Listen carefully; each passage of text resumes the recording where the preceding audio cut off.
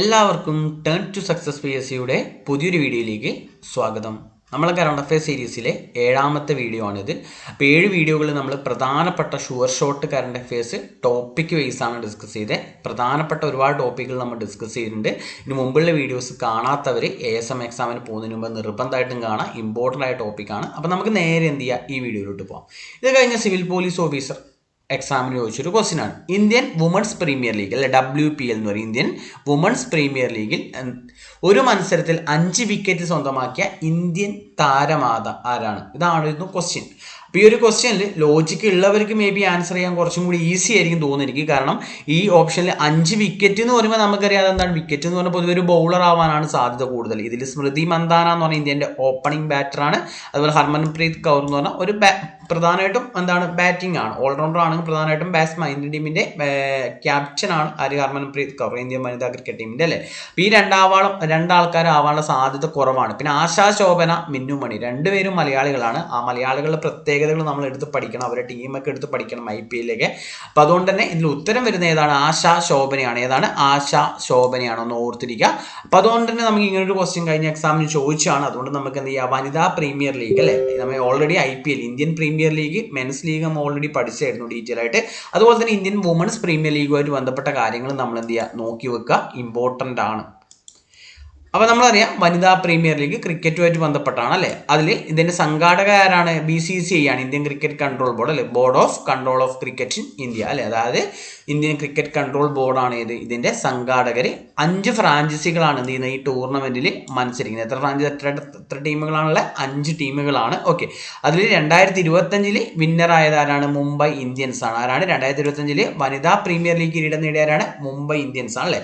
അതുപോലെ IPL Indian premier league കിരീടം നേടിയവരായിരുന്നു അത് ബാംഗ്ലൂർ റോയൽ ചലഞ്ചേഴ്സ് ആയിരുന്നു. നമ്മൾ മുമ്പത്തെ വീഡിയോയിൽ പറഞ്ഞതാണ്. അപ്പോൾ ആരാണ്? വനിതാ പ്രീമിയർ ലീഗ് അല്ലെങ്കിൽ WPL കിട്ടിയതായിരിക്കാണ് മുംബൈ ഇന്ത്യൻസിനാണ്. മുംബൈ ഇന്ത്യൻസിന്റെ ക്യാപ്റ്റന്റെ പേരൊന്ന് ഓർത്തിരിക്കുക, ഹർമൻപ്രീത് കൗർ ആണ്. ആരാണ്? ഹർമൻപ്രീത് കൗർ ആണ്. അതുപോലെ മുംബൈ ഇന്ത്യൻസിന്റെ 2ാം കിരീടമാണ് ഇത്. മുംബൈ ഇന്ത്യൻസിന്റെ 2ാം കിരീടമാണ്. ഓൾറെഡി ആദ്യ പതിപ്പ് നടന്ന 2023 ആ സമയത്ത് വിജയും ആര്യനായിരുന്നു? മുംബൈ ഇന്ത്യൻസ് ആണ്. ആ ടൈമിലും ആദ്യ പതിപ്പിലും Mumbai ഇന്ത്യൻസിന്റെ captain ആര്യനായിരുന്നു?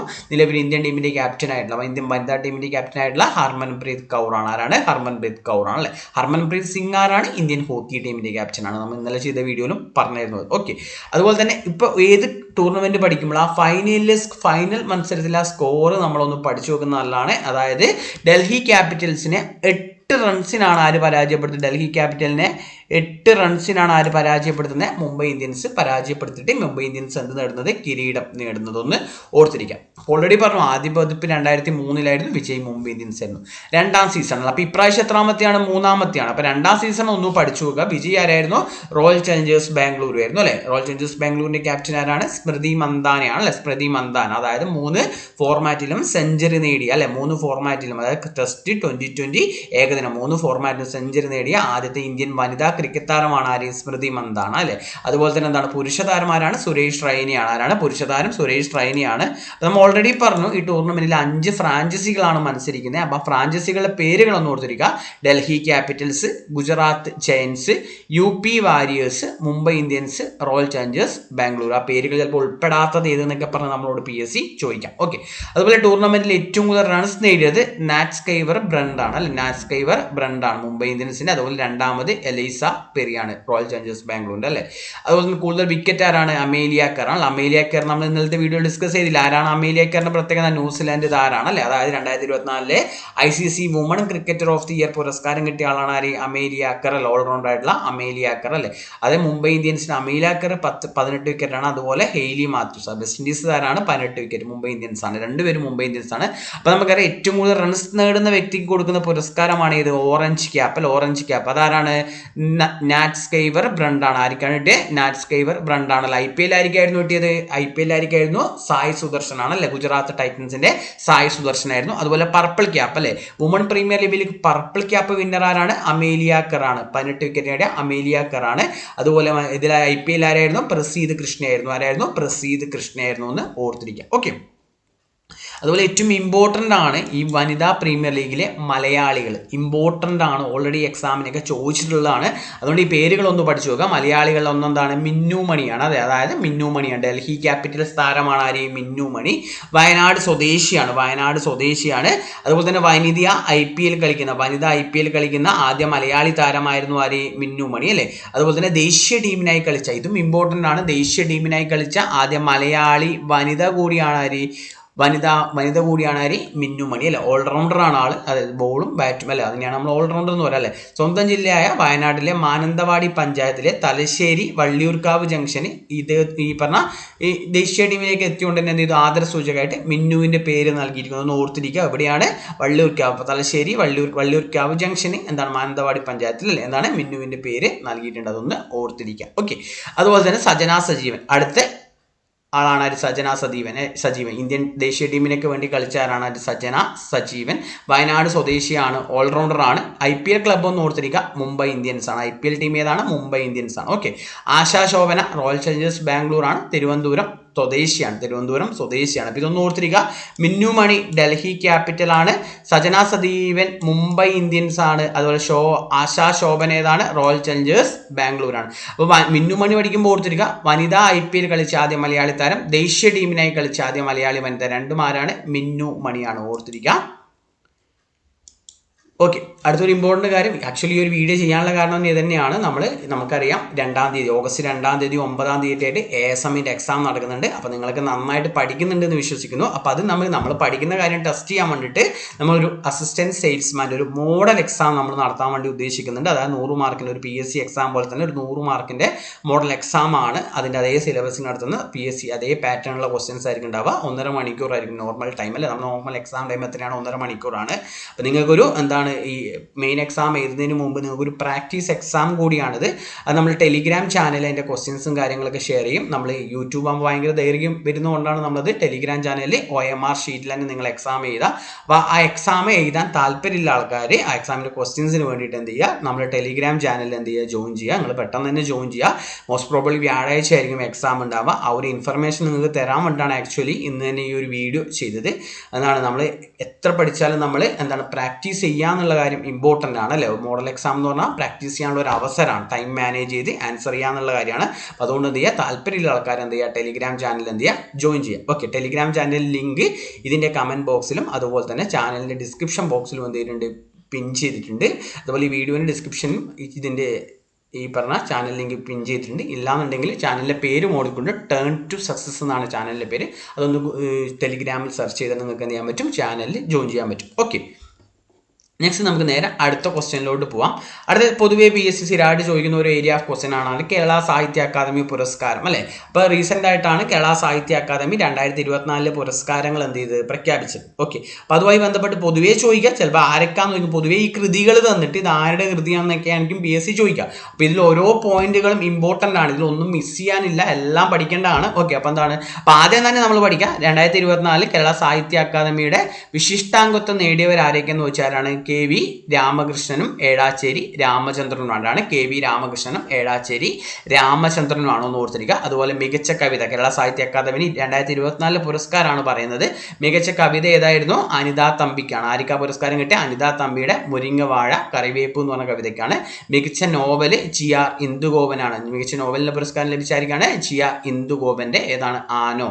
Novel GR Indugopan, ആനോ. ചെറുകഥ ഏതാണ്? V ഷിനിലാലാണ്. V ഷിനിലാൽ ഏതാണ് കൃതി? ഏതാണ് ചെറുകഥ? ഗിരിസപ്പ അരുവി അഥവാ ഒരു ജലയാത്ര. അപ്പോൾ ഓർത്തിരിക്കുക, മുരിങ്ങവാഴ കറിവേപ്പ് അനിതാ തമ്പി മികച്ച കവിതയ്ക്കുള്ള പുരസ്കാരം ലഭിച്ചു. ആനോ GR ഇന്ദുഗോപൻ മികച്ച നോവലിനുള്ള പുരസ്കാരം ലഭിച്ചു. അതുപോലെ തന്നെ ഗിരിസപ്പ അരുവി അഥവാ ഒരു ജലയാത്ര V ഷിനിലാലിന് മികച്ച ചെറുകഥയ്ക്കുള്ള പുരസ്കാരം ലഭിച്ചു. ഒന്ന് ഓർത്തിരിക്കുക. അതുപോലെ തന്നെ അടുത്ത മികച്ച നാടകത്തിനുള്ള പുരസ്കാരം ലഭിച്ചത് ശശിധരൻ നടുവിലാണ് അല്ലെ. അശോകൻ ചെരുവിൽ നമ്മൾ പഠിച്ചിട്ടുണ്ടല്ലേ. ഏത് പുരസ്കാരം? അശോകൻ ചെരുവിൽ പഠിച്ച് നമ്മൾ വയലാർ അവാർഡ് പഠിക്കും. ഇതെന്താണ്? ശശിധരൻ നടുവിലാണ്. ആരാണ്? ശശിധരൻ ശ്രീധരൻ നടുവിൽ. ഏതാണ് നാടകം? പിത്തളശലഭമാണ്. ഏതാണ്? പിത്തളശലഭം. അതുപോലെ ജീവചരിത്രം അല്ലെങ്കിൽ ആത്മകഥയ്ക്കുള്ള പുരസ്കാരം ലഭിച്ചാണ് ഡോക്ടർ കെ രാജശേഖരൻ നായരാണ് ഞാൻ എന്ന ഭാവം. അതുപോലെ തന്നെ ബാലസാഹിത്യം ഇമ്പോർട്ടൻ്റ് ആണ്. എന്താണ്? E N Sheeja. ബാലസാഹിത്യം എടുത്ത് ചോദിക്കാറുണ്ട്. ഏതാണ്? E N Sheeja. അമ്മ മണമുള്ള കനിവുകൾ. അമ്മ മണമുള്ള കനിവുകൾ ഓർത്തിരിക്കുക. യാത്രാ വിവരണം ആരാണ്? കെ ആർ അജയനാണ്. K R Ajayan. ആരോഹണം ഹിമാലയം. ആരോഹണം ഹിമാലയം. ഞാൻ വീണ്ടും റിപ്പീറ്റ് ചെയ്യുന്നില്ല, നിങ്ങൾ ജസ്റ്റ് എന്ത് ചെയ്ത് നോട്ട് ചെയ്ത് പഠിച്ചു വെക്കുക. ഇമ്പോർട്ടൻ്റ് ആണ് ഈ പറഞ്ഞ പുരസ്കാരങ്ങളൊക്കെ, സ്ഥിരമായിട്ട് എക്സാമിന് ചോദിക്കുന്നതാണ്. അതുപോലെ തന്നെ വൈജ്ഞാനിക സാഹിത്യത്തിനുള്ള പുരസ്കാരം ലഭിച്ചത് പി ദീപക്കാണ് അല്ലെ. നിർമ്മിത ബുദ്ധികാലത്തെ സാമൂഹ്യ രാഷ്ട്രീയ ജീവിതം. വിവർത്തനത്തിലുള്ള പുരസ്കാരം ആയിരിക്കാണ്? ചിഞ്ചു പ്രകാശാണ്. എൻ്റെ രാജ്യം എൻ്റെ ശരീരം. സാഹിത്യ വിമർശനത്തിലുള്ള പുരസ്കാരം ജി ദിലീപനാണ്. രാമായണത്തിന്റെ ചരിത്ര സഞ്ചാരങ്ങൾ. ദിലീപൻ രാമായണത്തിന്റെ ചരിത്ര സഞ്ചാരങ്ങൾ. അതുപോലെ ഹാസ്യ സാഹിത്യമാണ്? നിരഞ്ജനാണ്. ഹാസ്യ സാഹിത്യം നിരഞ്ജനാണ്. കേരളത്തിന്റെ മൈതാത്മകത വറുത്തരച്ച ചരിത്രത്തോടൊപ്പം ഓർത്തിരിക്കുക. ഇത്രയും പുരസ്കാരങ്ങൾ, പ്രധാനപ്പെട്ട ഏരിയ ഓഫ് പുരസ്കാരങ്ങൾ നമ്മൾ പറഞ്ഞിട്ടുണ്ട്. അതാണ് പൊതുവെ PSC ചോദിക്കുന്നത്. അതുകൊണ്ട് നന്നായിട്ട് എന്ത് ചെയ്യുക? പഠിച്ചു വെക്കുക. ഓക്കെ. അതുപോലെ തന്നെ അടുത്ത് തന്നെയാണ് കേന്ദ്ര സാഹിത്യ അക്കാദമി പുരസ്കാരം 2025 പ്രഖ്യാപിച്ചത്. അപ്പോൾ അതിൽ നമ്മൾ മലയാള സാഹിത്യ വിഭാഗത്തിന് കിട്ടിയ പുരസ്കാരങ്ങളാണ് PSC എപ്പോഴും എന്ത് ചെയ്യുക? എടുത്ത് ചോദിക്കാറല്ലേ. അപ്പോൾ അതിൽ എന്താണ്? ബാലസാഹിത്യ പുരസ്കാരം. മലയാള സാഹിത്യ വിഭാഗത്തിൽ മലയാളത്തിനുള്ള ബാലസാഹിത്യ പുരസ്കാരം കിട്ടിയായിരിക്കാണ് ശ്രീജിത്ത് മൂത്തയിടത്താണ്. ആരാണ്? ശ്രീജിത്ത് മൂത്തയിടത്ത്. ഏതാണ് കൃതി? പെൻഗിനുകളുടെ വൻകരയിൽ എന്ന നോവലിനാണ്. അപ്പോൾ എക്സാമിന് മേ ബി ഇത്രേ ചോദിക്കുള്ളൂ, പെൻഗിനുകളുടെ വൻകരയിൽ ആരുടെ കൃതിയാണ്? ആരാണ്? ശ്രീജിത്ത് മൂത്തയിടത്താണ് അല്ലെ. ശ്രീജിത്ത് മൂത്തയിടത്തിന് ബാലസാഹിത്യ പുരസ്കാരം കിട്ടിയ കൃതിയാണ്. ഇതാണ് കേന്ദ്ര സാഹിത്യ അക്കാദമിയുടെ. ഓർത്തിരിക്കുക. അതുപോലെ തന്നെ നമുക്കറിയാം അല്ലെ, ഫേമസ് ആയിട്ടുള്ള ഒരാളാണല്ലോ, ഇപ്പം ഈ ഇൻസ്റ്റാഗ്രാമിലൊക്കെ ട്രെൻഡ് ആയിട്ടുള്ള ആളാണ് അഖിൽ പി ധർമ്മജൻ അല്ലെ. അദ്ദേഹത്തിന്റെ റാം കെയർ ഓഫ് ആനന്ദി എന്ന് പറഞ്ഞൊരു കൃതി അല്ലെ. അപ്പൊ അദ്ദേഹത്തിന് ഈ പറഞ്ഞ കൃതിക്ക് മികച്ച മലയാള സാഹിത്യത്തിൽ ഏതാണ്? മികച്ച മലയാള സാഹിത്യ വിഭാഗത്തിൽ ഏതാണ്? യുവ പുരസ്കാരം, യുവ സാഹിത്യ പുരസ്കാരം ആര് കിട്ടിയിട്ടുണ്ടായിരുന്നു? അഖിൽ പി ധർമ്മജന് ലഭിച്ചു. ഓർത്തിരിക്കുക. ഏതാണ് കൃതി? റാം കെയർ ഓഫ് ആനന്ദി എന്ന് പറഞ്ഞ കൃതിക്കാണ് കിട്ടിയത് അല്ലെ. റാം കെയർ ഓഫ് ആനന്ദി അല്ലെ. PSC ഓൾറെഡി ചോദിച്ചിട്ടുണ്ട് അല്ലേ. റാം കെയർ ഓഫ് ആനന്ദി എന്ന കൃതിയായിട്ട് ബന്ധപ്പെട്ട് ചോദിച്ചിട്ടുള്ള കഥാപാത്രങ്ങൾ PSC ഓൾറെഡി ചോദിച്ചിട്ടുണ്ട്. അപ്പോൾ കഥാപാത്രങ്ങളെ പേരെടുക്കുക. റാമും ആനന്ദി നമുക്ക് അതിൽ നിന്ന് കിട്ടും. ബാക്കിയുള്ള കഥാപാത്രങ്ങളാണ് ആരൊക്കെ? മല്ലി. ആരാണ്? മല്ലി, രേഷ്മ, വെട്രി, കിരൺ. ആരൊക്കെയാണ്? റാം, ആനന്ദി, മല്ലി, രേഷ്മ, വെട്രി, കിരൺ. ഒന്ന് ഓർത്തിരിക്കുക, ഇമ്പോർട്ടൻ്റ് ആണ്. അതുപോലെ തന്നെ ചെന്നൈ നഗര പശ്ചാത്തലത്തിൽ കഥ പറയുന്ന ഒരു നോവലാണ്. ഇതിൻ്റെ പശ്ചാത്തലം ചോദിച്ചാൽ എവിടെയാണ്? ചെന്നൈ ആണല്ലോ. നമ്മളോട് ചോദിക്കാറില്ല എന്താണ്? God of Small Things. Arundhati റോയ്ക്ക് 1997 ബുക്കർ പ്രൈസ് കിട്ടിയ കൃതിയാണ് ഇത്, ഗോഡ് ഓഫ് സ്മോൾ തിങ്സ് അല്ലേ. അതിൻ്റെ പശ്ചാത്തല ഗ്രാമൊക്കെ PSC ചോദിച്ചിട്ടുണ്ടല്ലോ. ഏതാണ്? അയ്മനം ഗ്രാമം അല്ലെ. അയ്മനം ഗ്രാമം അല്ലെ. കോട്ടയം ജില്ലയിൽ ഈ പറഞ്ഞ മീനച്ചിലാറിൻ്റെ തീരത്തുള്ള അയ്മനം ഗ്രാമം പശ്ചാത്തലമാക്കിയാണ് ഈ ഗോഡ് ഓഫ് സ്മോൾ തിങ്സ് ആര് രചിച്ചത്? അരുന്ധതി റോയ്. അതുപോലെ തന്നെ ഇതിന്റെ പശ്ചാത്തലം ഏതാണെന്ന് വെച്ചാൽ ചെന്നൈ നഗര പശ്ചാത്തലമാണ്. ചെന്നൈയാണ് ഇതിന്റെ ചെന്നൈ നഗരം പശ്ചാത്തലമാക്കി എന്താണ് അഖിൽ പി ധർമ്മജൻ എഴുതിയ കൃതിയാണ് ഇതെന്ന് പറഞ്ഞാൽ റാം കെയർ ഓഫ് ആനന്ദി. ഓർത്തിരിക്കുക. അതുപോലെ അഖിൽ പി ധർമ്മജന്റെ മറ്റ് നോവലുകളൊന്നും ഓർത്തിരിക്കുക. ഓജോ ബോർഡ്, മെർക്കുറി ഐലൻഡ്, അതുപോലെ രാത്രി റീസെന്റ് ആയിട്ട് ഇറങ്ങിയാണ് അല്ലെ, രാത്രി 12-ന് ശേഷം. ഇത്രയും കാര്യങ്ങളൊന്ന് ഇവിടെ ഓർത്തിരിക്കുക, ഇമ്പോർട്ടൻ്റ് ആണ്. അടുത്ത നമുക്ക് ഏതാണ്? Cannes film festival. ഏതാണ്? കാൻ ഫിലിം ഫെസ്റ്റിവൽ ഒന്ന് പഠിച്ചു നോക്കുക, ഇമ്പോർട്ടൻ്റ് ആണല്ലേ. കാൻ ഫിലിം ഫെസ്റ്റിവൽ ഇടയ്ക്കിടയ്ക്ക് PSC ചോദിക്കാറുണ്ടല്ലോ. നമ്മളെ ഈ പായൽ കാവാടിയനൊക്കെ ബന്ധപ്പെട്ട കഴിഞ്ഞ ഇതിനൊക്കെ ചോദിച്ചു കണ്ടിട്ടില്ലേ. അപ്പോൾ 78ാമത് നമ്മൾ റീസെൻ്റ് ആയിട്ട് നൽകിയ 78ാമത് കാൻ ഫിലിം ഫെസ്റ്റിവലായിട്ട് ബന്ധപ്പെട്ട കാര്യങ്ങളാണ് പറയാൻ പോകുന്നത്. അപ്പോൾ 78ാമത് പുരസ്കാരമാണ്. ജൂറി ചെയർമാൻ ആരാണ്? ജൂലിയറ്റ് ബിനോച്ചെ. ആരാണ്? ജൂലിയറ്റ് ബിനോച്ചെ ആണ്. ഈ ജൂറിയിൽ അംഗമായ ഇന്ത്യൻ വനിതാ സംവിധായകയുണ്ട്. അതാരാണ്? പായൽ കബാഡിയാണ്. ആരാണ്? ജൂറിയിൽ അംഗമായ ഇന്ത്യൻ വനിതാ സംവിധായികയാണ് ആര്? പായൽ കപാഡിയ. എന്താണ് പായൽ കപാഡിയ? നമ്മൾ എവിടെയാണ് പഠിച്ചത്? നമുക്കറിയാം അല്ലേ, 77ലാണ്. എത്രാമതാണ് ഇത്? 78ആണല്ലോ നമുക്ക് പറഞ്ഞത്. 77ാമത്. ഏതാണ്? 77ാമത് എന്താണ് കാൻ ഫിലിം ഫെസ്റ്റിവലിൽ എന്താണ് ഈ ഗ്രാൻഡ് പ്രിക്സ് വിഭാഗത്തിൽ എന്താണ് അവാർഡ് നേടിയ എന്താണ് കൃതിയുണ്ട് അല്ലെ. എന്താണ്? All We Imagine as Light അല്ലെ. All We Imagine as Light എന്ന ചിത്രത്തിന്റെ സംവിധായികയാണ് ആരെന്ന് പറഞ്ഞാൽ പായൽ കപാഡിയ. അതൊന്ന് ഓർത്തിരിക്കുക. 77ാമതാണ്. ഏത് പുരസ്കാരമാണ്? ഗ്രാൻഡ് പിക്സ് വിഭാഗത്തിൽ എന്താണ് മികച്ച സിനിമയ്ക്കുള്ള അവാർഡ് നേടിയതാണ് All We Imagine as Light എന്ന സിനിമയുടെ സംവിധായികയാണ് ഇതെന്ന് പറഞ്ഞാൽ പായൽ കപാഡിയ. സംവിധായികയാണ് ആര്? പായൽ കപാഡിയ. ഓർത്തിരിക്കുക. പിന്നെ 78ാമത് കാൻ ഫിലിം ഫെസ്റ്റിവലിന്റെ എന്താണ് ഈ പറഞ്ഞ ജൂറിയിൽ അംഗമായി ഇന്ത്യൻ വനിതാ സംവിധായക ചോദിച്ചാരാണ്? പായൽ കപാഡിയാണ്. ഓർത്തിരിക്കുക. അതുപോലെ തന്നെ എന്താണ് പാം ഡിയോർ, ഈ പുരസ്കാരങ്ങൾക്ക് പേരുണ്ടല്ലോ, മികച്ച സിനിമ കൊടുക്കുന്ന പാം ഡിയോർ പുരസ്കാരം നേടിയതാണ് It Was Just an Accident. Jafar പനാഹിന്റെ It Was Just an Accident എന്ന് പറഞ്ഞ സിനിമയ്ക്കാണ്. അതുപോലെ തന്നെ എന്താണ് ഈ ഗ്രാൻഡ് പിക്സ് വിഭാഗത്തിൽ അവാർഡ് ലഭിച്ച സിനിമ ഏതാണ്? Sentimental Value. ജോക്കിം ട്രയറിന്റെ സെന്റിമെന്റൽ വാല്യൂ എന്ന് പറയുന്ന സിനിമക്കാണ്.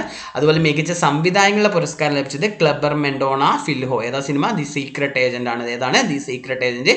അതുപോലെ മികച്ച നടനാരായിരുന്നു? വാഗ്നർ മൗറ, സീക്രട്ട് ഏജന്റ് എന്ന് പറഞ്ഞ സിനിമയ്ക്കാണ്. അതുപോലെ മികച്ച നടി നാദിയ മെല്ലിറ്റി, ദി ലിറ്റിൽ സിസ്റ്റർ. ഏതാണ്? The little sister. പഠിച്ചു വെക്കുക, ഇമ്പോർട്ടൻ്റ് ആണ്. ചോദിക്കുകയാണെങ്കിൽ മേ ബി ഒരു rank making type of question ആയിട്ട് മാറാം. അതുകൊണ്ട് നമുക്ക് റാങ്ക് ആണ് വേണ്ടത്, നമുക്കല്ലാണ്ട് മാർക്കല്ല. മാർക്ക് കിട്ടിയോണ്ട് മാത്രം നമ്മൾ ലിസ്റ്റിൽ വരണമെന്നില്ല. നമ്മളൊരു അധികം ആൾക്കാരൊന്നും എഴുതാത്ത ക്വസ്റ്റ്യൻസ് ആൻസർ ചെയ്യുമ്പോഴാണ് നിങ്ങൾക്ക് നല്ലൊരു റാങ്കിലോട്ട് എത്താൻ പറ്റുക എന്നുള്ള ബോധം എപ്പോഴും നമ്മളെ മൈൻഡിൽ PSC എക്സാമിന് പഠിക്കും വേണം. അതിനനുസരിച്ച് നമ്മൾ എന്ത് ചെയ്യണം? പ്രിപ്പയർ ചെയ്യണം. അപ്പോൾ ഇതൊക്കെ ചോദിക്കുകയാണെങ്കിൽ ഇനി മികച്ച സംവിധായകനും മികച്ച നടനൊക്കെ ചോദിക്കുകയാണെങ്കിൽ പൊതുവെ എല്ലാവരും ഓസ്കാറും ഈ പറഞ്ഞ ഗോൾഡൻ ഗ്ലോബൊക്കെ പൊതുവെ എല്ലാവരും മികച്ച നടൻ മികച്ച നടിയൊക്കെ പഠിക്കുമ്പോൾ നന്നായിട്ട് പഠിക്കുന്ന ആൾക്കാർക്ക് ആൻസർ ചെയ്യും. പക്ഷേ ഇത് ചിലപ്പോൾ ഇത്രയും ഡീപ്പായിട്ട് എല്ലാവരും പഠിക്കണമെന്നില്ല. അതുകൊണ്ട് നിങ്ങളിത് പഠിച്ചു വെക്കുക, നിങ്ങളിത് സ്കോർ ചെയ്യുക, നിങ്ങൾ നല്ല റാങ്കിലെത്താൻ ശ്രമിക്കുക. ഓക്കെ അല്ലേ? അപ്പോൾ ഇനി നമ്മൾ പഠിക്കാൻ പോകുന്ന രണ്ട് പ്രധാനപ്പെട്ട വ്യക്തികളെ പറ്റിയിട്ടാണ്. 2025 ഏപ്രിൽ അന്തരിച്ച PSC ഏറ്റവും കൂടുതൽ ചോദിക്കാൻ സാധ്യതയുള്ള രണ്ട് വ്യക്തികളാണ്. കെ കസ്തൂരിരംഗനും മറ്റാരാണ്? ഷാജിയൻ കരുൺ. കെ കസ്തൂരിരംഗനും ഷാജിയൻ കരുണും അല്ലെ. ഈ രണ്ട് വ്യക്തികളെ പറ്റിയുള്ള കാര്യങ്ങൾ നമുക്ക് നോക്കാം. അല്ലെങ്കിൽ ഏറ്റവും ഇമ്പോർട്ടൻ്റ് ആണ് കെ കസ്തൂരിരംഗൻ അല്ലെ. കെ കസ്തൂരിരംഗൻ ആരാണ്? കെ കസ്തൂരിരംഗൻ. അദ്ദേഹം ചിലപ്പോൾ എക്സാമിന് ഇങ്ങനെയായിരിക്കും ചോദിക്കുക. 2025 ഏപ്രിലിൽ അന്തരിച്ച മുൻ ISRO ചെയർമാൻ ആരാണ്? മുൻ ISRO ചെയർമാൻ ആരാന്ന് വെച്ചാലാണത്? കെ കസ്തൂരിരംഗനാണ് അല്ലെ. കെ കസ്തൂരിരംഗനാണ്. അപ്പൊ അദ്ദേഹം അന്ന് അന്തരിച്ച ഡേറ്റ് ഒന്ന് പഠിച്ചു നോക്കുക. 2025 ഏപ്രിൽ 25 ആണ്. 2025 ഏപ്രിൽ 25 ആണ്. 2025 ഏപ്രിൽ 25 ആണ്. അദ്ദേഹം ജനിച്ചതും കൂടി ഒന്ന് പഠിച്ചു നോക്കുക. മേ ബി പ്രസ്താവന വരുമ്പോൾ ഇന്ന ഡേറ്റിന് ജനിച്ചു എന്നൊക്കെ പറഞ്ഞ് തരാം അല്ലെ. എപ്പോഴാണ് ജനിച്ചത്? 1940 ഒക്ടോബർ 24 1940 ഒക്ടോബർ 24 മുഴുവൻ പേരെന്താണ്? കൃഷ്ണസ്വാമി കസ്തൂരിരംഗൻ. അദ്ദേഹം മലയാളിയാണ്, കൊച്ചി സ്വദേശിയാണ്. ഓർത്തിരിക്കുക, മലയാളിയാണ്, കൊച്ചി സ്വദേശിയാണ്. ഒന്ന് ഓർത്തിരിക്കുക. അതുപോലെ തന്നെ എന്താണ് 1994 to 2003 അദ്ദേഹത്തിന് ഏറ്റവും വലിയ പ്രത്യേകത, ഒരുപാട് പദവികൾ അദ്ദേഹം വഹിച്ചിട്ടുണ്ടെങ്കിൽ ഏറ്റവും വലിയ പ്രത്യേകത വെച്ചാൽ ISRO ചെയർമാൻ എന്നാണ് അദ്ദേഹത്തിന് ഏറ്റവും വലിയൊരു പ്രത്യേകത. അപ്പോൾ ആ കാലഘട്ടം എന്ന് ഓർത്തിരിക്കുക. 1994 മുതൽ 2003 വരെ 5ാമത്തെ ISRO ചെയർമാൻ. 5ാമത്തെ ISRO ചെയർമാൻ ആയിരുന്നു ആര്? കെ കസ്തൂരിരംഗൻ. ആദ്യത്തെ ആളാരായിരുന്നു? നമ്മളെ ആരായിരുന്നു? വിക്രം സാരാഭായി ആയിരുന്നു. 69 മുതൽ 72 വരെ. പിന്നെ 72ൽ ഒരു 6 മാസക്കാലം കുറച്ചു കാലം മാത്രം ആരുണ്ടായിരുന്നു? MGK മേനോൻ അല്ല. ആദ്യ മലയാളിയാണ്, ISRO ചെയർമാനായ ആദ്യ മലയാളിയാണ് ആര്? MGK മേനോൻ. അതിനുശേഷം 72 to 84 വരെയാണ് സതീഷ് ധവാൻ അല്ലേ. സതീഷ് ധവാൻ ആരാണ്? ഏറ്റവും കൂടുതൽ കാലം ISRO ചെയർമാൻ ആയിരുന്ന വ്യക്തിയാണ് ആര്? സതീഷ് ധവാൻ. 1972 to 84 വരെ. 84 to 94 വരെയാണ് ആരുടെ? UR റാവു. അപ്പൊ UR റാവുവിന് ശേഷം ISRO ചെയർമാനായ വ്യക്തിയാണ് ആര്? കസ്തൂരിരംഗൻ. 94 to 2003 വരെയാണ്. അതായത് ആദ്യ മലയാളി MGK മേനോനാണ്. രണ്ടാമത്തെ മലയാളിയാണ് ആര്? കസ്തൂരിരംഗൻ. അതിനുശേഷം 2003 തൊട്ട് 2009 വരെ G മാധവൻ നായരാണ് അല്ല. മൂന്നാമത്തെ മലയാളിയായിട്ടുള്ള G മാധവൻ നായരാണ്. ഓർത്തിരിക്കുക. അപ്പോൾ ആ കാലഘട്ടം ഒന്ന് ഓർത്തിരിക്കുക. 94 to 2003. മുൻപുണ്ടായിരുന്ന ആള് UR റാവു ആണ്. ശേഷം വന്ന ആളാരാണ്? G മാധവൻ നായരാണ്.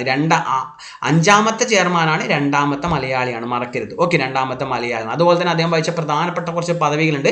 സ്പേസ് കമ്മീഷന്റെ സെക്രട്ടറി, അതുപോലെ രാജ്യസഭാംഗമായിരുന്നു, ആസൂത്രണ കമ്മീഷൻ അംഗമായിരുന്നു, ഡൽഹി ജവഹർലാൽ നെഹ്റു സർവകലാശാലയുടെ വൈസ് ചാൻസലർ ആയിരുന്നു. എന്നീ നിലകൾ അദ്ദേഹം പ്രവർത്തിച്ചിട്ടുണ്ട്. അതൊന്ന് ഓർത്തിരിക്കുക. അതുപോലെ തന്നെ ISR ആയിട്ട് ബന്ധപ്പെട്ട് പഠിക്കുന്ന സമയത്ത് അതായത് 1-2 പ്രസ്താവന ടൈപ്പ് ക്വസ്റ്റ്യൻസ് നേരിടാൻ നമ്മൾ ആഡ് ചെയ്ത് പഠിച്ചു വെക്കുക. അതായത് നമുക്ക് ISROന്റെ പ്രത്യേകത നോക്കിയിട്ട് നമുക്ക് അടുത്തതിൽ പോവാം. ഓക്കെ, എന്താണ്?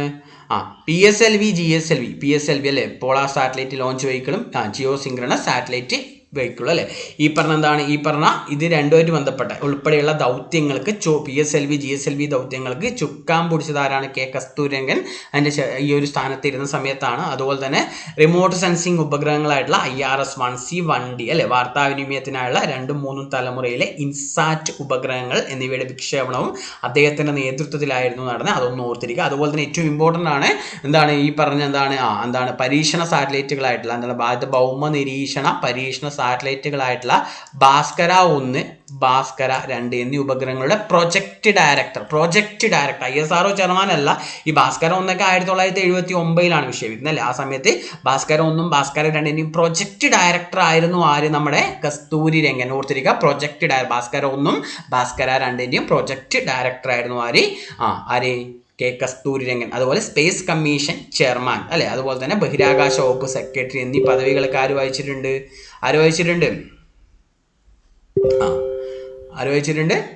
കെ കസ്തൂരി രംഗൻ വഹിച്ചിട്ടുണ്ട്. ഒന്ന് ഓർത്തിരിക്കുക. അതുപോലെ തന്നെ നമുക്കറിയാം അദ്ദേഹത്തിന്റെ പേര് നമ്മൾ വീണ്ടും പഠിക്കുന്നുണ്ട് പുതുതായിട്ട്. എവിടെയാണ് പഠിക്കുന്നത് നമ്മൾ? പുതിയ വിദ്യാഭ്യാസ നയവുമായിട്ട് ബന്ധപ്പെട്ടല്ലേ, പുതിയ ന്യൂ എഡ്യൂക്കേഷണൽ പോളിസി അല്ലെ, പുതിയ ദേശീയ വിദ്യാഭ്യാസ നയമായിട്ട് ബന്ധപ്പെട്ട് നമ്മൾ അദ്ദേഹത്തിൻ്റെ പേര് എന്ത് ചെയ്യുന്നുണ്ട്, വീണ്ടും പഠിക്കുന്നുണ്ട് അല്ലേ.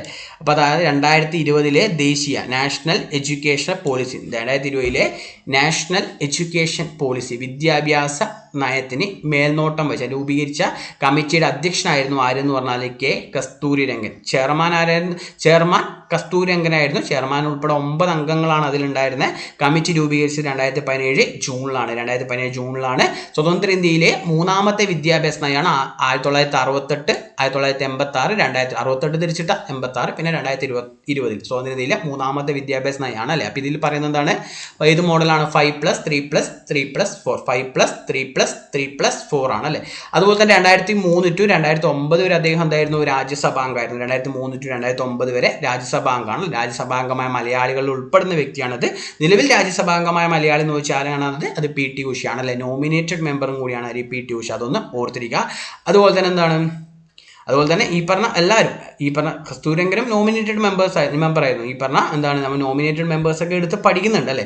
അതുപോലെ തന്നെ പുരസ്കാരങ്ങൾ കൊടുക്കുക. പത്മശ്രീ 82, പത്മഭൂഷൺ 92, പത്മവിഭൂഷൺ 2000. അതൊന്ന് ഓർത്തു വെക്കുക.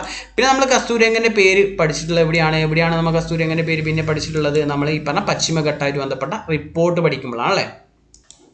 അപ്പം നമുക്കറിയാം പശ്ചിമഘട്ടത്തെ പഠിക്കാൻ ആദ്യം സർക്കാർ നിയോഗിച്ച കമ്മിറ്റിയുടെ തലവൻ ആരായിരുന്നു? അത് മാധവ് ഗാഡ്ഗിലാണ്. അപ്പോൾ മാധവ് ഗാഡ്ഗിൽ 2011 എന്ത് ചെയ്യാണ്? റിപ്പോർട്ട് സമർപ്പിക്കുകയാണ്. പക്ഷേ ആ റിപ്പോർട്ടിൽ പറയുന്നത് വെച്ചാൽ കേരളത്തിലെ പശ്ചിമഘട്ട പ്രദേശങ്ങളിൽ 12 താലൂക്കുകൾ പൂർണ്ണമായും 2 താലൂക്കുകൾ ഭാഗികമായും പരിസ്ഥിതി ലോല പ്രദേശങ്ങളാണെന്നാണ് ആ റിപ്പോർട്ടിൽ പറയുന്നത്. അതായത് പശ്ചിമഘട്ട മലനിരകളുടെ 4/3 ഭാഗവും പരിസ്ഥിതി ദുർബല പ്രദേശമായിട്ട് പ്രഖ്യാപിച്ചുകൊണ്ടുള്ള ഒരു ഗാഡ്ഗിൽ കമ്മിറ്റി റിപ്പോർട്ട് പ്രസിദ്ധീകരിച്ചത്. അതുകൊണ്ട് തന്നെ ഇതന്നെ എന്ത് ചെയ്തു? ഭയങ്കരമായിട്ട് അതിനെതിരെ പ്രതിഷേധം കാര്യങ്ങൾ വന്ന സമയത്ത് എന്ത് ചെയ്തു? ആ സമയത്താണ് സംസ്ഥാന സർക്കാർ സർക്കാരിൻ്റെയൊക്കെ ആശങ്കകൾ പരിഹരിക്കാൻ വേണ്ടിയിട്ടാണ് പിന്നീട് വീണ്ടും മാധവ് ഗാഡ്ഗിൽ സമിതിയുടെ പരിസ്ഥിതി റിപ്പോർട്ടിനെ പറ്റി പഠിക്കാൻ വേണ്ടിയിട്ട് എന്ത് ചെയ്യുന്നത്? കസ്തൂരി രംഗൻ്റെ നേതൃത്വത്തിലുള്ള മറ്റൊരു സമിതി എന്ത് ചെയ്യുന്നത്? കേന്ദ്രം നിയോഗിക്കുന്നത്. ഈ 2 കമ്മിറ്റിയും കേന്ദ്രമാണ് നിയോഗിക്കുന്നത്. അങ്ങനെ എന്ത് ചെയ്തു? കസ്തൂരി രംഗൻ ഇതിനെപ്പറ്റി പഠിച്ചു. അദ്ദേഹം കമ്മിറ്റി രൂപീകരിക്കുന്നത് 2012 അതിനെപ്പറ്റി പഠിക്കാൻ. അതുപോലെ തന്നെ റിപ്പോർട്ട് സമർപ്പിച്ചപ്പോഴാണ് 2013 ഏപ്രിൽ 15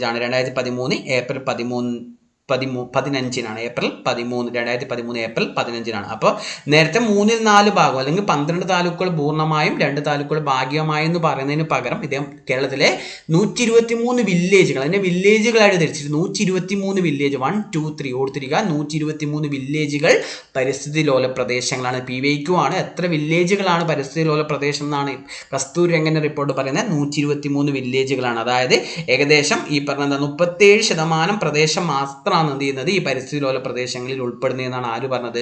കസ്തൂരി രംഗൻ സമിതിന്റെ റിപ്പോർട്ടിൽ പറയുന്നത്. ഓക്കെ.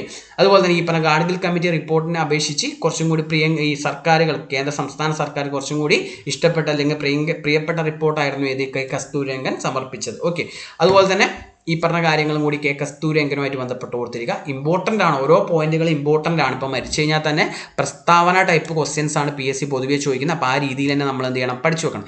ഇനി നമുക്ക് അതുപോലെ തന്നെ ലാസ്റ്റ് ടോപ്പിക്കിലോട്ട് പോകാം. ഷാജി N കരുണാണ് അല്ലേ. ഓൾറെഡി PSC ചോദിക്കാറുണ്ട് അദ്ദേഹത്തെ പറ്റിയിട്ട്. അപ്പോൾ അതിനു മുമ്പ് നിങ്ങൾക്ക് വീഡിയോ ഇഷ്ടമായെങ്കിൽ എന്ത് ചെയ്യുക? നിങ്ങൾ ചാനൽ ഒന്ന് എന്ത് ചെയ്യുക? സബ്സ്ക്രൈബ് ചെയ്യുക. അതുപോലെ തന്നെ നിങ്ങൾ അഭിപ്രായങ്ങളും അതുപോലെ സജഷൻസിനും എന്ത് ചെയ്യുക? കമൻറ്റ് ചെയ്യാൻ മറക്കരുത്. അതാണ് തീർച്ചയായിട്ടും നമുക്കുള്ള മോട്ടിവേഷൻ.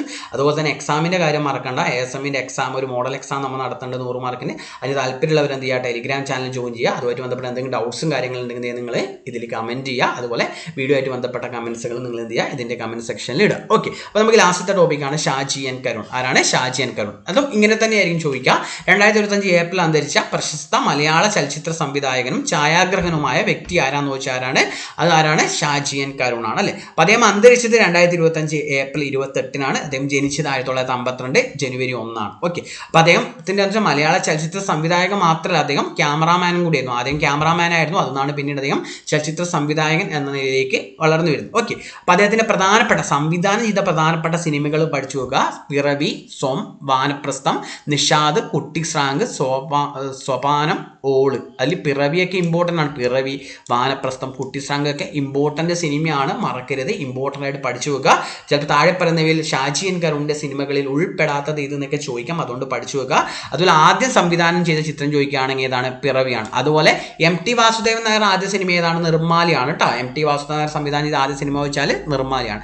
അതുപോലെ തന്നെ കേരള സംസ്ഥാന ചലച്ചിത്ര അക്കാദമി രൂപം കൊള്ളുന്നപ്പോഴാണ് 98-ലാണ്. അതിന്റെ പ്രഥമ ചെയർമാൻ ആയിരുന്നു ആര്? ഷാജി എൻ കരുൺ. അതിന്റെ പ്രഥമ ചെയർമാൻ ആയിരുന്നു. അപ്പോൾ അദ്ദേഹം റീസെന്റ് ആയിട്ട് നമ്മൾ കേരള സംസ്ഥാന ചലച്ചിത്ര വികസന കോർപ്പറേഷൻ അല്ലെ, കേരള സംസ്ഥാന ചലച്ചിത്ര വികസന കോർപ്പറേഷന്റെ ചെയർമാൻ പദവിയിൽ ഇരിക്കുമ്പോഴാണ് അദ്ദേഹം റീസെന്റ് ആയിട്ട് മരണപ്പെടുന്നത് അല്ലേ. ആ പദവിയിൽ ഇരിക്കുമ്പോഴാണ് അദ്ദേഹം മരണപ്പെട്ടത്. അപ്പൊ നമുക്കറിയാം ഇപ്പൊ അടുത്തിടെ ആ പദവിയിലേക്ക് പുതിയൊരു വ്യക്തിനെ സർക്കാർ നിയമിച്ചു. ആരാണത്? സംവിധായകനായിട്ടുള്ള കെ മധു ആണ് ഇപ്പോൾ KSFDCന്റെ പുതിയ ചെയർമാൻ അല്ലെ, ഒന്ന് ഓർത്തിരിക്കാം. ഓക്കെ, അതുപോലെ തന്നെ അടുത്ത പ്രത്യേകത എന്ന് വെച്ചാൽ ഇദ്ദേഹം IFFK, അതായത് നമുക്കറിയാം international film festival of Kerala അല്ലെ, അധ്യക്ഷൻ പദവി വഹിച്ചിട്ടുണ്ട്. അതുപോലെ ഇദ്ദേഹത്തിന് ഇത് ഇമ്പോർട്ടൻ്റ് ആണ്. ദേശീയ ചലച്ചിത്ര പുരസ്കാരങ്ങൾ ലഭിച്ച കാര്യങ്ങളാണെന്ന് പറയാൻ പോകുന്നത്. അപ്പോൾ ആദ്യമായിട്ട് ഛായാഗ്രഹണ പുരസ്കാരം 1979 തമ്പ് എന്ന് പറഞ്ഞ സിനിമയ്ക്ക് ലഭിച്ചായിരുന്നു. അതുപോലെ തമ്പ് എന്ന് പറഞ്ഞാൽ G. അരവിന്ദന്റെ സിനിമയാണ് ഇത് തമ്പ്. ആ സിനിമയ്ക്ക് G. അരവിന്ദന് മികച്ച സംവിധാനങ്ങളുടെ ദേശീയ ചലച്ചിത്ര അവാർഡും കൂടി ലഭിച്ചിട്ടുണ്ടായിരുന്നു, ഒന്ന് ഓർത്തിരിക്കുക. അതുപോലെ 1989 ആക്ച്വലി 88 പുരസ്കാരം. 88 പുരസ്കാരമാണ്, 89 കൊടുത്തത്. പക്ഷേ റീസെന്റ് ആയിട്ട് ഒരു എക്സാമിന് 89 എന്നാണ് PSC തന്നിട്ടുണ്ട്. പക്ഷേ അതിന്റെ കറക്റ്റ് ആൻസർ 88. 88 ഈ സിനിമ ഇറങ്ങുന്നത്. 88 സിനിമ കൊടുക്കുന്ന അവാർഡാണ് ഇത് 89 കൊടുക്കുക. അതുകൊണ്ട് എന്ത് ചെയ്യുക, അതൊന്ന് ശ്രദ്ധിക്കുക. അത് എക്സാമിനനുസരിച്ച് നിങ്ങൾ ക്വസ്റ്റ്യൻ അനുസരിച്ച് ആൻസർ ചെയ്യുക. ഓക്കെ, അപ്പോൾ അപ്പോൾ മികച്ച ചിത്രം പിറവിയായിരുന്നു 89. മികച്ച സംവിധായകൻ ആരായിരുന്നു? ഷാജി എൻ കരുൺ ആയിരുന്നു. അതുപോലെ മികച്ച നടനുള്ള പുരസ്കാരം കൂടി ഈ സിനിമയിൽ അഭിനയത്തിന് കിട്ടിയായിരുന്നു. ആർക്കാണത്? MP ഭട്ടതിരിപ്പാട് അല്ലെ, അതായത് പ്രേംജി എന്നറിയപ്പെടുന്ന MP ഭട്ടതിരിപ്പാടിനാണ് മികച്ച നടനുള്ള പുരസ്കാരം ലഭിച്ചത്. അപ്പോൾ ഓർത്തിരിക്കുക, 1989 പിറവിക്ക് 3 പുരസ്കാരം ലഭിച്ചു. മികച്ച ചിത്രം, മികച്ച സംവിധായകൻ ഷാജി എൻ കരുൺ, അതുപോലെ തന്നെ മികച്ച നടൻ ആരാണ്? പ്രേംജി അല്ലെങ്കിൽ MP ഭട്ടതിരിപ്പാടാണ്. അതുപോലെ തന്നെ 1999 മികച്ച ചിത്രത്തിനുള്ള പുരസ്കാരം ലഭിച്ച ഏതാണ്? വാനപ്രസ്ഥാനം അല്ലെ. ഇത് 1999 മോഹൻലാലിന് മികച്ച സംവിധായകനുള്ള മികച്ച നടനുള്ള ദേശീയ ചലച്ചിത്ര അവാർഡ് രണ്ടാമത് ലഭിക്കുന്നത്. ആദ്യം ലഭിച്ച 1991 ഏതാണ്? ഈ പറഞ്ഞ നമ്മളെ ഭരതം എന്ന് പറഞ്ഞ സിനിമക്കായിരുന്നു. പിന്നെ രണ്ടാമത് കിട്ടുന്നത് 2 പ്രാവശ്യമാണ് മോഹൻലാലിന് ഈ മികച്ച നടനുള്ള പുരസ്കാരം ലഭിച്ചത്. ഏതായിരുന്നു? 99 വാനപ്രസ്ഥം എന്ന് പറയുന്ന സിനിമക്കാണ്. ഓക്കെ, അതുപോലെ തന്നെ 2009 മികച്ച ചിത്രമായിരുന്നു ഇത് കുട്ടിശ്രാങ്ക്, മമ്മൂട്ടിന്റെ കുട്ടിശ്രാങ്ക്. അദ്ദേഹത്തിന് പത്മശ്രീ പുരസ്കാരം ലഭിച്ച എപ്പോഴാണ്? 2011 പത്മശ്രീ പുരസ്കാരം ലഭിച്ചപ്പോഴാണ് 2011 ഓർത്തിരിക്കുക. അതുപോലെ തന്നെ സംസ്ഥാന ചലച്ചിത്ര പുരസ്കാരം നോക്കുകയാണെങ്കിൽ മികച്ച സംവിധായകനുള്ള സംസ്ഥാന ചലച്ചിത്ര പുരസ്കാരം 1999 വാനപ്രസ്ഥം എന്ന സിനിമയ്ക്ക് ലഭിച്ചിട്ടുണ്ടായിരുന്നു, ഒന്ന് ഓർത്തിരിക്കുക. അതുപോലെ തന്നെ മികച്ച ക്യാമറാമാനുള്ള പുരസ്കാരം 1977 കാഞ്ചനസീത PSC ചോദിച്ചിട്ടുണ്ട്. കാഞ്ചനസീത എന്ന സിനിമയുടെ സംവിധായകൻ ആരാണ്? കാരണം എന്ന് വെച്ചാൽ ഈ കാഞ്ചനസീത എന്ന് പറഞ്ഞ സിനിമയുടെ സംവിധായകത്തിന് 1977 ആയിരിക്കാണ് നമ്മളെ G. അരവിന്ദന് മികച്ച സംവിധായകനുള്ള ദേശീയ ചലച്ചിത്ര അവാർഡ് കിട്ടിയ സിനിമയാണ് ഇത് കാഞ്ചനസീത. അപ്പം അതിന്റെ സംവിധായകൻ ആരാണ്? G. അരവിന്ദനാണ്. പക്ഷെ അതിന്റെ ക്യാമറാമാൻ ആരാണെന്ന് വെച്ചാൽ ആ ക്യാമറാമാൻ ആരാണ്? ഷാജി എൻ കരുണാണ്. സംസ്ഥാന പുരസ്കാരം ലഭിച്ചായിരുന്നു. അതുപോലെ 81 S. തപ്പാൻ, അതുപോലെ 86 1 മുതൽ 0 വരെ. അതുപോലെ മികച്ച രണ്ടാമത്തെ സംസ്ഥാന ചലച്ചിത്ര അവാർഡിൽ മികച്ച രണ്ടാമത്തെ ചിത്രത്തിനുള്ള അവാർഡ് ലഭിച്ച സിനിമയാണ് 88 പിറവിയും, അതുപോലെ 94 സ്വം. അതുപോലെ ഇതും ഇമ്പോർട്ടൻ്റ് ആണ്. JC ഡാനിയൽ പുരസ്കാരം ലഭിച്ച വർഷം ഏതാണ്? 2024 ഏറ്റവും ലാസ്റ്റ് കൊടുത്ത സമയത്താണ്. മലയാളത്തിൽ ലഭിക്കുന്ന ഏറ്റവും വലിയ സിനിമാ മേഖലയിലെ ഏറ്റവും വലിയ പുരസ്കാരമാണ് ഇത് JC ഡാനിയൽ പുരസ്കാരം. അത് ഏറ്റവും ലാസ്റ്റ് 2024 കിട്ടിയതായിരിക്കായിരുന്നു ഷാജി എൻ കരുൺ ആയിരുന്നു, ഒന്ന് ഓർത്തിരിക്കുക. ഇമ്പോർട്ടൻ്റ് ആണ്. വീഡിയോ ഇഷ്ടമായെങ്കിൽ എന്ത് ചെയ്യുക? ചാനൽ ലൈക്ക് ചെയ്യുക, നിങ്ങളുടെ അഭിപ്രായങ്ങൾ കാര്യങ്ങളും കമൻറ്റ് ചെയ്യുക. ASMന്റെ മോഡൽ എക്സാമിനായിട്ട് എന്ത് ചെയ്യുക? ടെലിഗ്രാം ചാനലിൽ ജോയിൻ ചെയ്യുക. ഓക്കെ, അപ്പോൾ നമുക്ക് വീണ്ടും നെക്സ്റ്റ് ടൈം കാണാം.